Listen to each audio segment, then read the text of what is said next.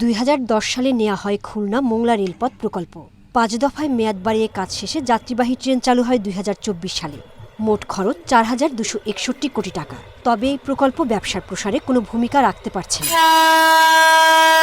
ভারত, নেপাল, ভুটানে পণ্য পরিবহনের transit root হিসেবে ব্যবহারের পরিকল্পনা ছিল এই লাইনে। বর্তমানে দেশের ভিতরে যাত্রীবাহী ট্রেন চললেও হচ্ছে না পণ্য পরিবহন। রেল লাইনটি চালুর পর মোংলা থেকে চিটাগং নিয়ে মাত্র 15টি ট্রেন যায় সিরাজগঞ্জ ও জয়পুরহাটে। পণ্য পরিবহনের জন্য এই রেল লাইন সার্ভিসটা যদি রেগুলার করা যায়, বিশেষ করে রেলে পণ্য পরিবহন, তাহলে অবশ্যই মোংলা বন্দরের যে ক্যারিং কস্ট, যেটা যাতায়াত খরচ পণ্যের ক্ষেত্রে, সেটা অনেক কমবে। ব্যবসায়ীরা তাদের পণ্য নিরাপদ এবং সাশ্রয়ী রেটে কিন্তু এখান থেকে আনা নেওয়া করতে পারবে। মোংলা বন্দরের দিক থেকে কোনো সমস্যা আমরা দেখছি না।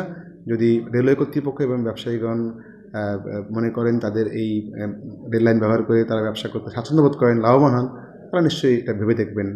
তবে শিগগিরই মোংলা থেকে পণ্যবাহী ট্রেন চালুর পরিকল্পনার কথা জানালো কর্তৃপক্ষ।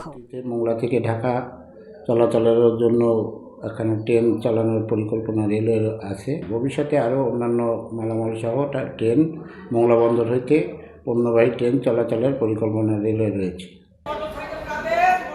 91 কিলোমিটার এই রেলপথে রূপসা নদীর উপর নির্মাণ করা হয় 5.25 কিলোমিটার দীর্ঘ একটি সেতু। এছাড়া আছে 11টি প্ল্যাটফর্ম, 107টি কালভার্ট, 31টি ছোট ব্রিজ ও 9টি আন্ডারপাস। Independent news.